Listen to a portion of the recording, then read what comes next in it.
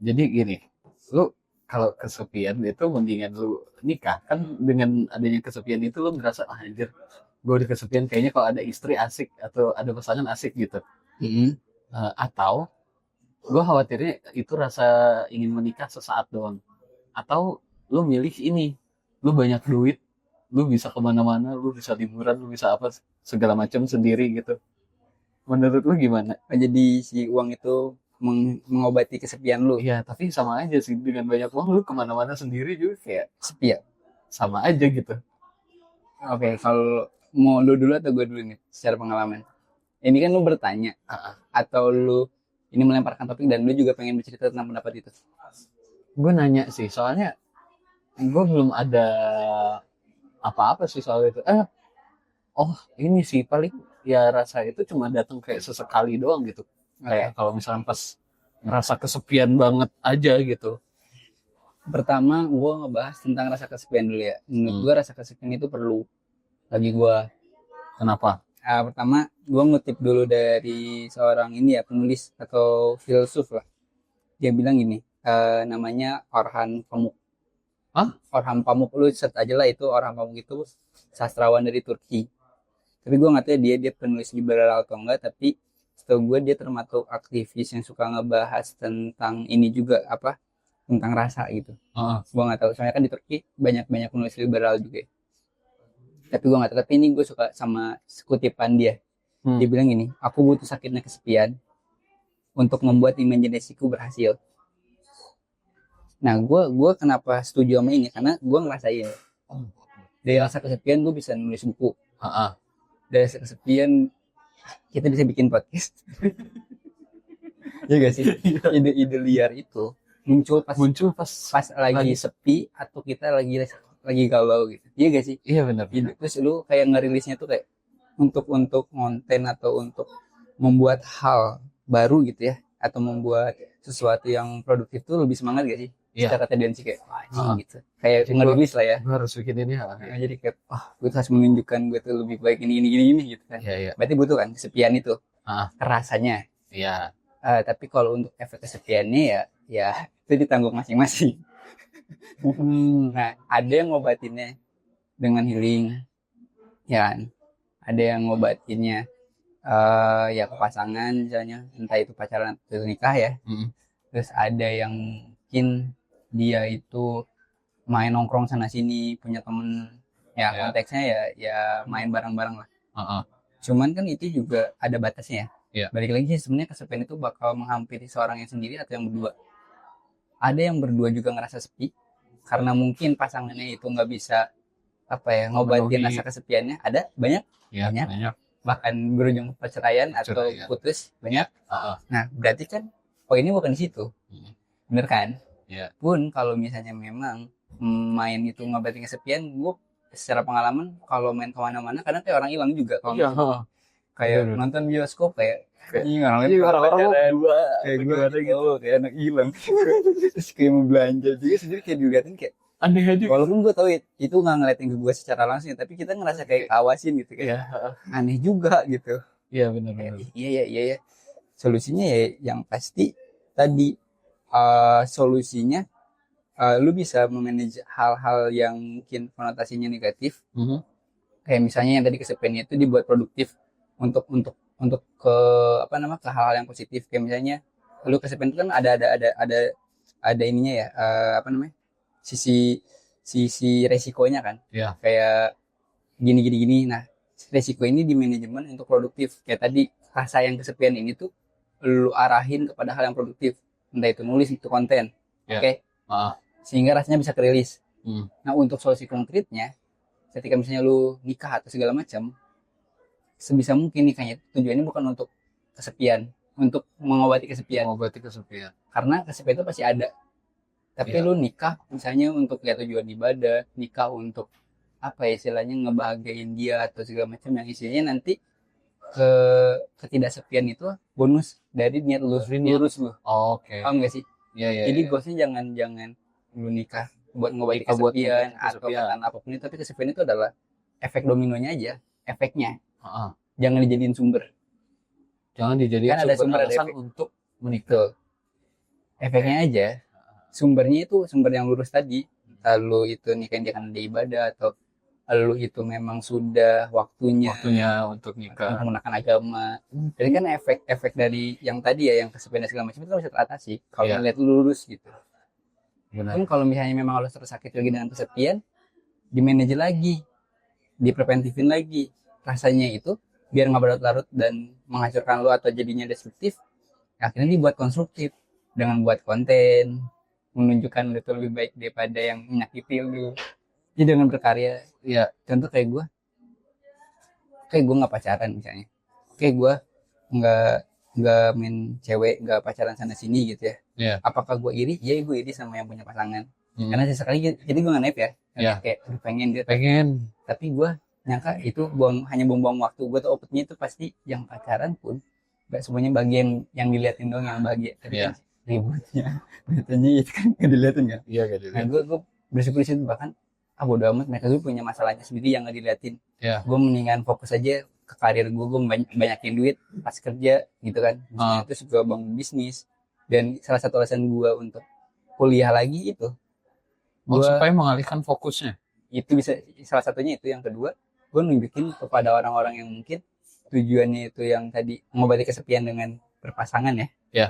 Gue bisa mengobati kesepian tuh bisa diarahin ke produktif loh. Lu dengan fokus pendidikan itu menjadi satu detox juga gitu. Iya gak sih? Dan itu bahkan lebih bermanfaat ke depannya, dan lu bisa mengambil manfaat itu untuk jangka panjang. Ya. Ketika lu pendidikannya bagus, harta lu oke gitu ya, stabil. Ya. Sorry itu saya. Siapa yang mungkin agak yang nggak tertarik misalnya, siapa yang nggak mau nolak gitu ya, secara hitung-hitungan kertas. Iya gak sih? Iya. Itu aja sih kalau gue. Nah kalau lu gimana? Kejawab sih, gue takutnya nggak kejawab, tapi kalau gue gitu sih. Kalau misalnya lu bilang nikah itu untuk ini kesepian atau yang tadi, ya gue jawaban gue kesepian itu pasti.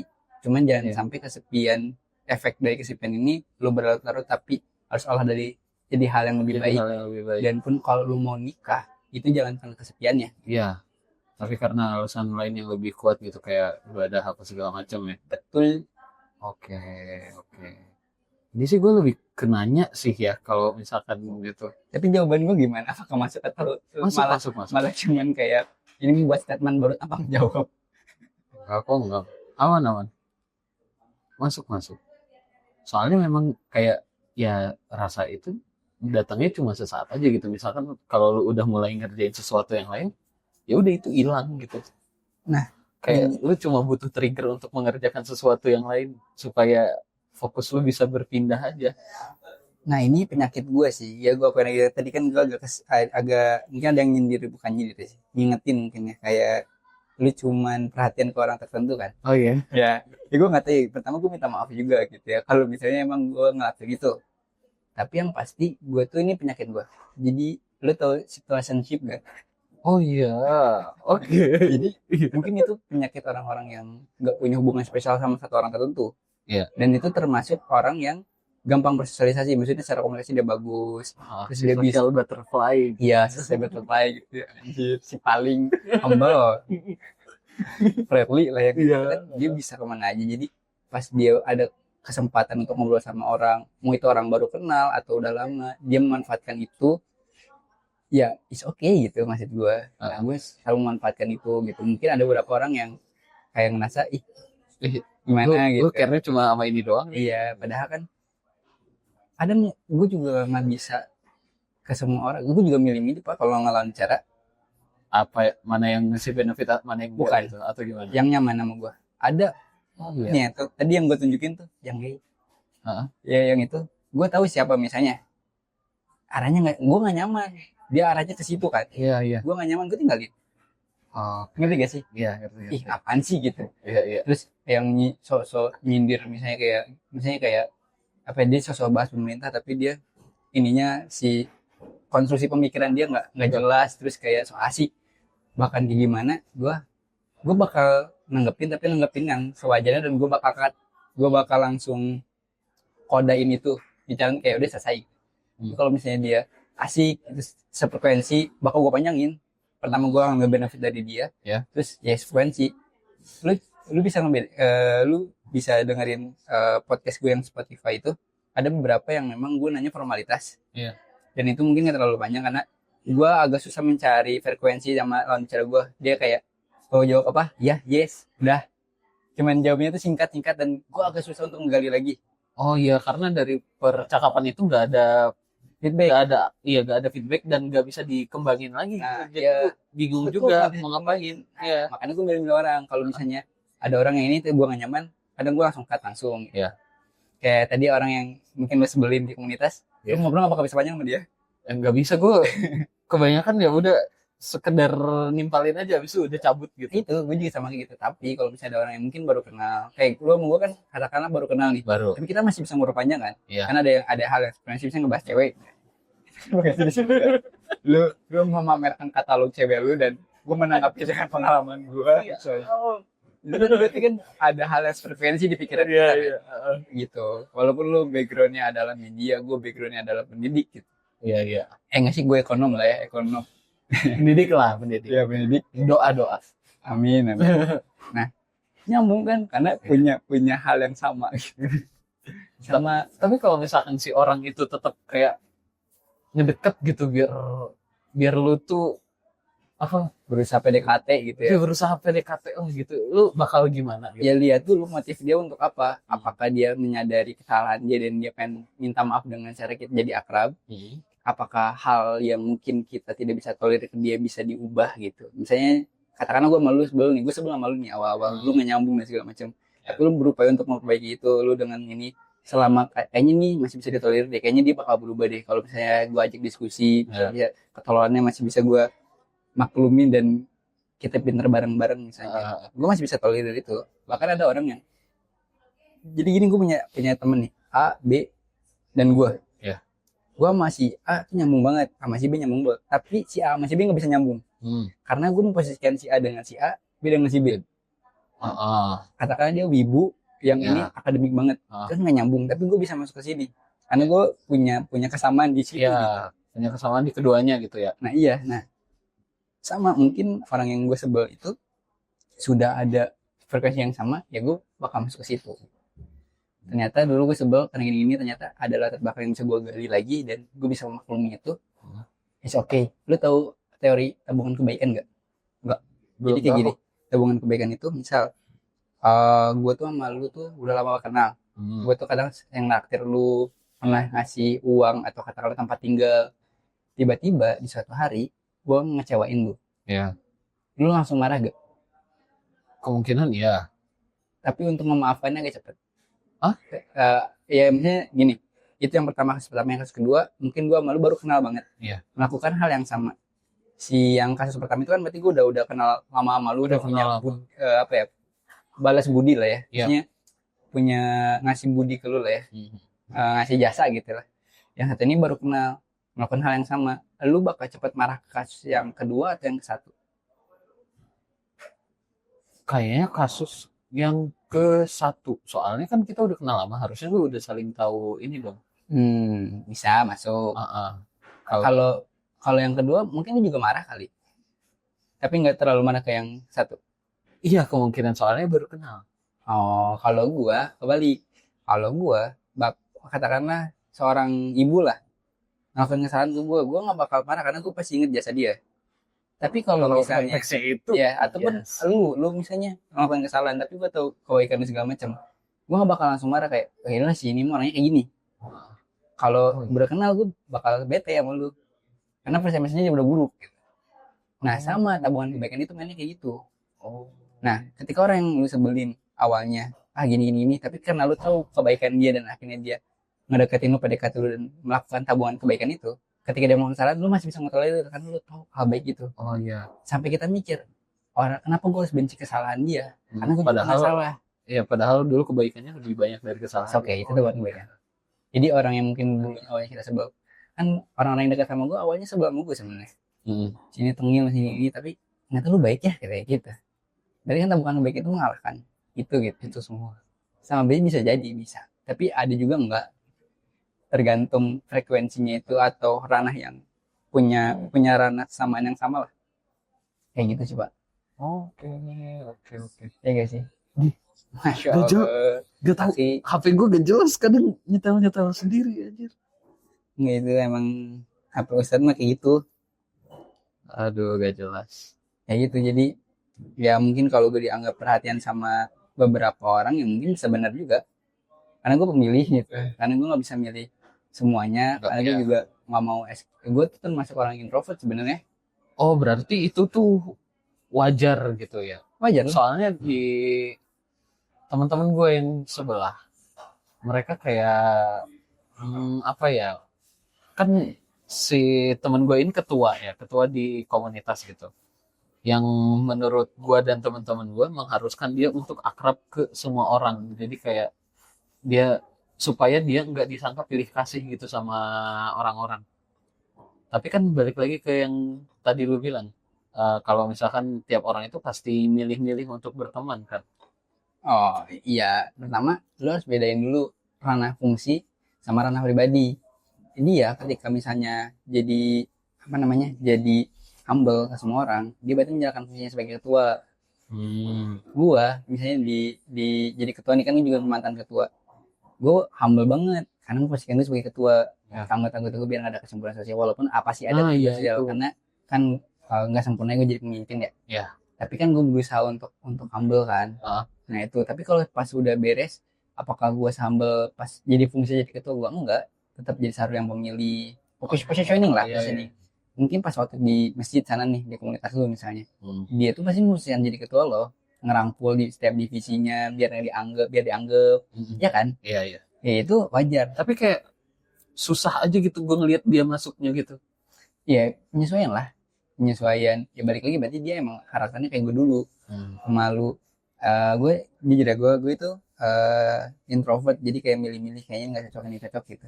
Tapi dia harus dia yang mulai, bahkan awalnya itu harus dia yang mulai, gue nggak bisa mulai duluan, tapi kayaknya ini bisa ngobrol gitu. Tapi pas gue jadi ketua, gue nggak bisa kayak gitu. Gue coba-coba pelan-pelan, awalnya kayak orang tolol, tapi jadi kayak ini cringe tuh gue, Iya, iya. cringe. Tapi kesini-sini Mulai-mulai so asik gitu ya. muka badak gue, ternyata asik juga ya kata gue.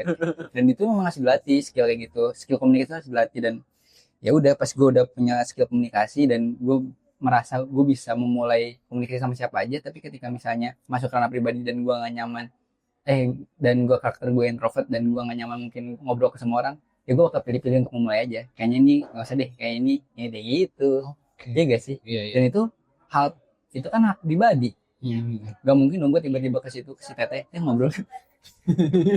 Bisa aja, bisa Bisa, akrab atau bisa. minta WA minta gini bisa. Iya, Tapi iya. kan nanti ini sini modusnya gini, bisa kan? Iya.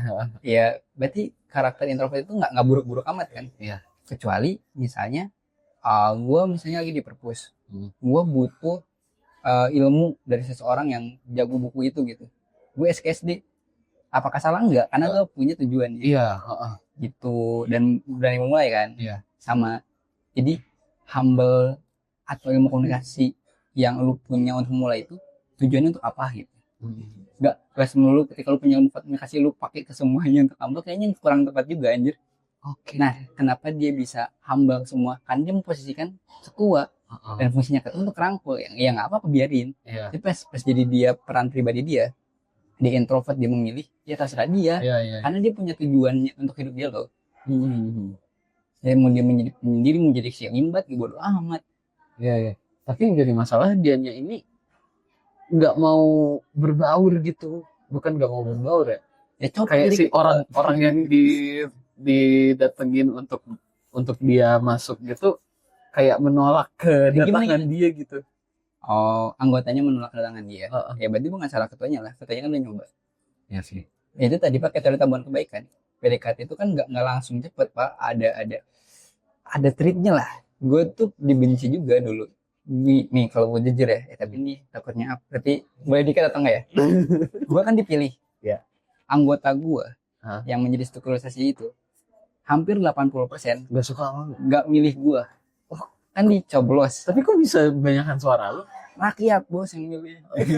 Suara gue tuh hampir 80%. 80% tuh pas suara buat, kan one man one voice. Iya. Itu hampir berapa mahasiswa tuh milih gua. 80%. Tapi orang-orang internal anggota itu gak milih gua. Jadi contoh Gue kira kayak 80% gak milih lu, bukan. kok malah lu yang jadi. Iya enggak, jadi gini, mahasiswa mah suka sama gue sebagian besar. Ya. Milih gue, bukan suka sih, milih Ya, gue. milih. Tapi katakanlah gini, rakyat biasanya milih gue. Tapi yang PNS-PNS-nya nih gak Ya. milih gue. Yang masuk ke tim gue, Iya, iya. ya sebagian besar gak milih gue, Pak. Oke. Nah, gue tanya, dan gue nggak marah, gue senang. Gue tahu ini dia milih gue tuh karena karakter gue, visi guanya atau apa. Oh, ternyata rata-rata jabatan politis sama kontak politis ya. Gue oke, itu kan gak bisa dihindarin ya, apalagi kalau partai-partai gitu. Iya. Ya udah. Dan akhirnya gue pendekatan, so lu maunya apa, lu nggak suka dari gue apa. Akhirnya apa? Jadi loyalis.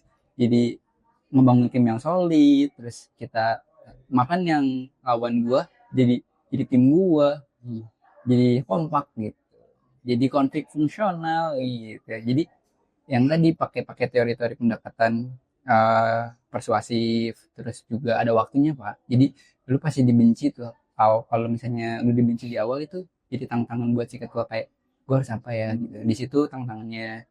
Bahkan bahwasanya manusia itu like or dislike itu equal, setara. Iya. Dan itu seninya berorganisasi di situ. Caranya gimana ya? Dan yang membolak-balikan hati kan Allah. Allah. Nah, di situ lu mulai dekat sama Allah. Tolong meluluhkan kayak hati. gitu, bener banget. Oke. Dan akhirnya orang pasti luluh juga. Nggak luluhnya orang, misalnya katakanlah orang itu tetap benci sama gua. Iya. Benci deh. Pokoknya akhirnya gua nggak berhasil secara ngelirin dia. Tapi pada akhirnya dia percaya sama gua, bahwasanya gua orang baik. Dengan buktinya apa? Dia mungkin nggak suka sama gua, tapi ketika misalnya dia karena musibah gua, ya ini sisanya TMH, dia kena musibah atau segala macam, dia tolong ke gua, minjem ini ya. Ya.